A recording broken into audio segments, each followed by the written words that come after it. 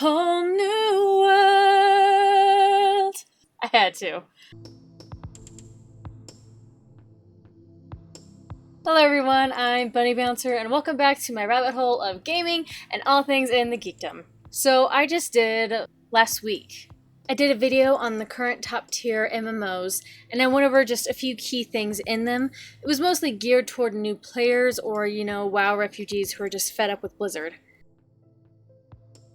But there is a new game coming out soon that I think you guys, especially if you're looking for a new game to play, should keep your eye out for. That game is New World. I played for a day or two in the closed beta, and I gotta say, I'm actually really excited for it. It was originally releasing at the end of August, but it has been pushed off and delayed until the end of September. They said to address some bugs. This is, however, the first Amazon MMO, so there's no telling how truthful that actually is. Certain gaming companies are established enough that you know when to read between the lines, and you also know when they're actually being forthcoming and truthful with their audience. But with Amazon, I have no idea how they're going to be in that department. So, New World. Obviously, it has awesome funding because it's Amazon, and creepy Jeff Bezos is like Scrooge McDuck. So the first thing is, right off the bat, it gave me some heavy nostalgic feelings of Age of Conan. Not because of story or combat or anything. There's just something about it that immediately took me back to playing Age of Conan for the first time and being on Tortage. Tortage was the beginning zone in Age of Conan. Maybe because the zombies remind me of the Pick, and also because they both kind of have a piratey theme. I don't know, but that made me happy. The game was kind of pitched to me when I was told about it like it was going to be an upgraded ESO. And I really feel that when it comes to the weapons and the combat. It, to me, is what ESO has the potential to be, but is just too clunky to get there. Now, this is talking about the combat and the animations. So like with ESO, you aren't confined to a certain weapon type. You can use them all, you just have to train the weapons up. And like with ESO, each weapon has different trees and different options. So the life staff has a healing tree and it has a protector tree. And the healing tree, of course, is focused on purely healing, while the protector tree is a mix of damage shields on your allies, and then healing on your allies. The Warhammer has a crowd control tree and then it has a damage tree. So all the different weapons that they have and the different trees in the weapons, I feel like is going to give a pretty good variety and a good way to build a unique character. Not as good as ESO, because ESO with their class trees and having the 3 different trees, each tree being one of the roles in the Trinity, it has more of a broad variety of choosing what you're going to be. But I still think this is going to be very balanced and it's going to give a lot of options so you still get that feeling. And it's a Trinity game, so you're going to have to choose which of the roles you want to take on. And this, I feel like, is going to give you a nice balance of getting to do stuff. So the next thing is that the animations are smooth. Probably my biggest issue with ESO is that for such a well-made game, it is so clunky and the animations are just so disconnected. And that's especially notable in the combat. But the combat animations for this are the best I've seen in any MMO. Because not only were they smooth and clean, they were realistic. So when I was casting a spell and a mob swung this big move at me and I didn't block it, rather than my character just shifting or moving or there being a burst of light and suddenly I've been interrupted, my character actually stumbled and it took a second for her to regain her balance. You might see those animations in single-player RPGs, but I've never seen them in an MMO. And the other out-of-combat animations are also really, really good. When you climb stairs in this game, you don't stay the same speed and just bolt up the stairs. Your character actually slows down and hops stair to stair, like you would in real life. When you're going down the stairs, your character has to lean back to maintain its balance and hops from stair to stair.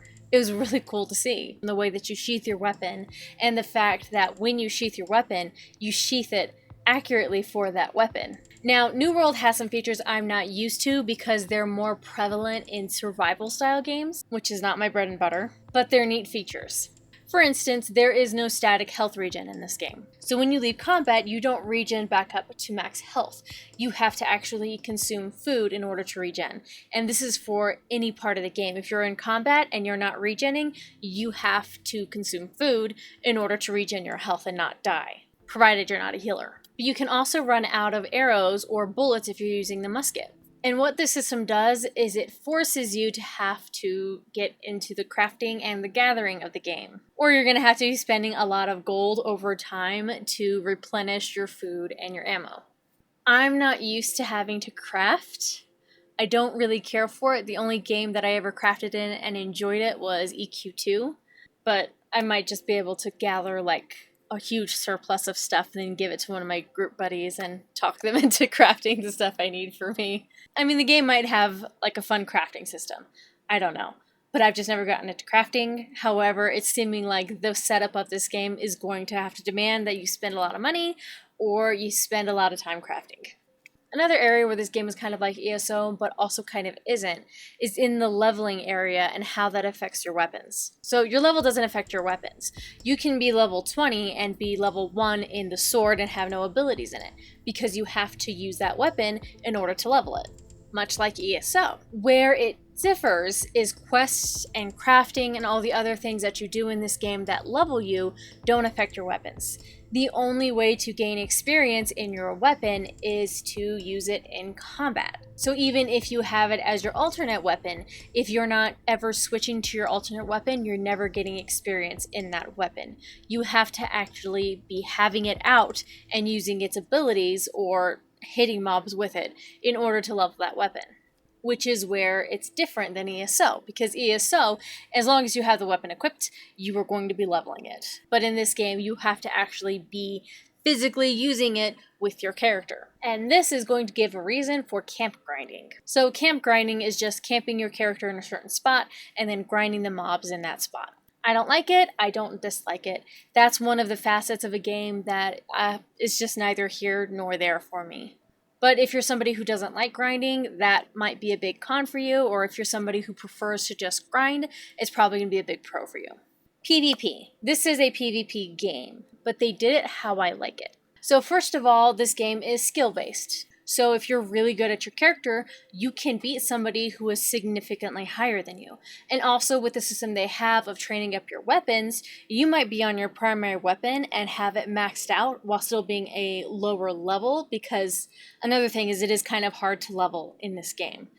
But you might be a low level with a high weapon, and the person who comes up and tries to kill you might be low in their weapon and high in their level. So it really makes it pretty balanced. But it is also a Trinity game. I don't enjoy solo PvP. I don't think any core healer enjoys solo PvP, because healers are at a distinct disadvantage when it comes to solo PvP, because we have virtually no damage. It's very hard for us to be successful in PvP. We might never die, and the person attacking us might get bored and try and just run off and end it, but very rarely will we be the ones who actually succeed in killing the other person in PvP.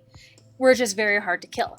The only games I enjoyed solo PvP were in Age of Conan, where I didn't play a healer, and Ion, where your healer was really indestructible and people immediately knew, don't attack the healers.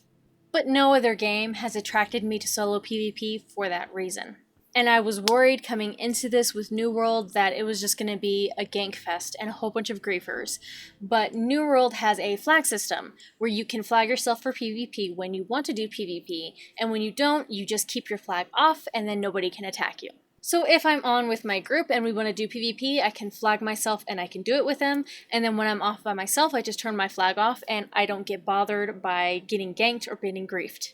So I actually really like that they did that. I know some people kind of consider that to be a bad system, but for players like me, that's how I enjoy it.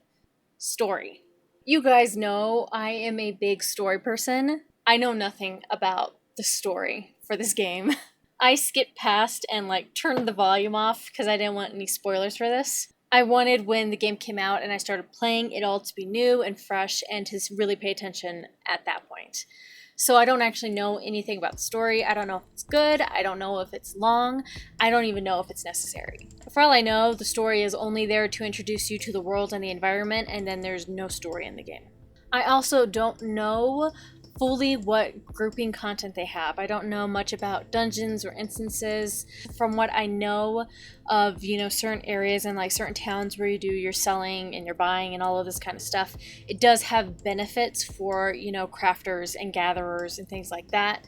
But as a whole, I don't know fully where the game is going to go.